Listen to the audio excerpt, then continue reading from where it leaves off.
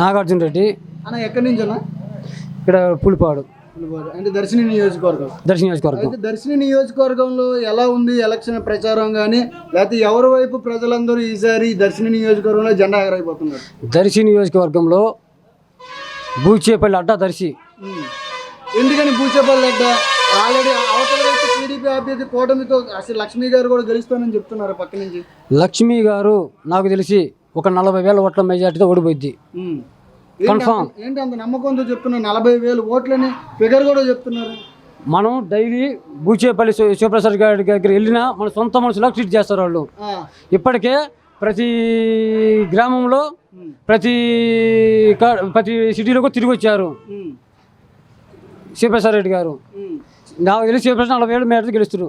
అంటే వ్యక్తిగతంగా వేస్తున్నారా, జగన్ గారు పైన చూసి వేస్తున్నారా ఓట్స్? ఇక్కడ వ్యక్తిగతంగా ఉంది, ప్లస్ జగన్ గారిని చూసి వేస్తున్నారు.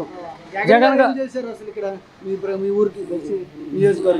దర్శి నియోజకవర్గానికి సంక్షేమ పథకాలు ఇచ్చిండు, భారీగా ఇచ్చిండు. చంద్రబాబు నాయుడు అధికారంలో ఉన్నప్పుడు 100 హామీలు ఇచ్చి ఒక హామీ కూడా నెరవేర్చలా. రుణమాఫీ అన్నాడు. ఇప్పుడు కూడా మా ఇంట్లో రుణమాఫీ పత్రం ఉంది. నేను కూడా రుణమాఫీ లబ్ధిదారుని. చంద్రబాబు అయ్యంలో వచ్చిన రుణమాఫీ లబ్ధిదారుని నేను. ఇప్పుడు కూడా మా ఇంట్లో పత్రం ఉంది. ఒక కిస్తీ వేసిండు, 4 కిస్తీలు ఎగ్గొట్టిండు. ఇప్పుడు ఆ పత్రం ఏం చేయాలా? అదే జగన్మోహన్ రెడ్డి గారు అమ్మఒడి ఇస్తుండు, పంట బీమా ఇచ్చిండు, వైఎస్ఆర్ చేయుత ఇచ్చిండు, మళ్ళీ మా నాన్నగారికి ఈ పెన్షన్ ఇచ్చిండు, పెన్షన్ కూడా ఇచ్చిండు. అయితే ఇప్పుడు కూటమి అభ్యర్థి కూడా చాలా హామీలు ఇస్తున్నారు. 4,000 రూపాయలు పెన్షన్, మహిళలకు 3 గ్యాస్ బండ్లు ఉచితంగా కూడా ఇస్తామని చెప్పి. అవన్నీ ఇచ్చేవాళ్ళు అయితే ముందు 2014లో మీరు ఇచ్చిన రుణమాఫీ గురించి చెప్పండి. ఆ పత్రం నాకు ఆడుంది. మీరు వచ్చే అధికారం వచ్చా డబ్బులు ఇస్తారని చెప్పండి. అది చెప్పకుండా కొత్త హామీలు ఇస్తా ఉంటే ఉపయోగం ఏముంది? ముందు హామీ గురించి చెప్పమనండి. ముందు వాళ్ళు దమ్ముంటే గతంలో మీరు ఇచ్చిన రుణమాఫీ పత్రాల గురించి మాట్లాడండి. అయితే ఇప్పుడు 3 నెలలుగా పెన్షన్ ఆపేశారు కదా ముసలోళ్ళకి. అందుకనే దర్శి ప్రజలు డిసైడ్ అయినారు వైసీపీ ప్రభుత్వం నుండి తీసుకురావడానికి. 3 నెలలు జనాలు అల్లాడిపోతున్నారు పాపం. వృద్ధులు అల్లాడిపోతున్నారు. ఇప్పుడు బ్యాంకులకు వేసారు, బ్యాంకులు చుట్టుదాకా అల్లాడిపోతున్నారు.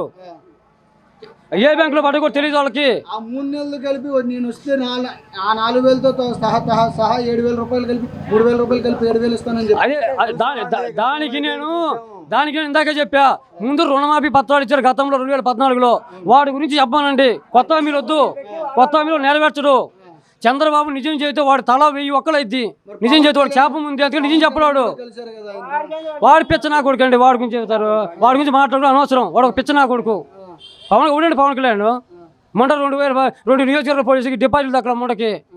ఇప్పుడు కూడా పిఠాపురంలో ఓడిపోతుండ్రు. దాదాపు 70,000 ఓట్ల మీద ఓడిపోతుండ్రు పిఠాపురంలో. అవన్నీ ఉత్తమాటలే. ఏం లేదు.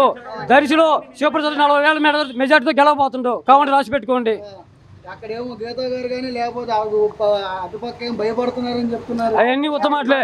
70,000తో వంగా గీత గారు గెలవబోతున్నారు. వంగా గీత మంచి వ్యక్తి. జెడ్పీ చైర్మన్ గా చేసింది, ఎమ్మెల్యేగా చేసింది, రాజ్యసభ సభ్యులుగా చేసింది. ఆమెకు మంచి ఫాలోయింగ్ ఉంది. అయితే దర్శిని నియోజకవర్గంకి వచ్చేటప్పుడు ఎలా ఉంది ఈసారి?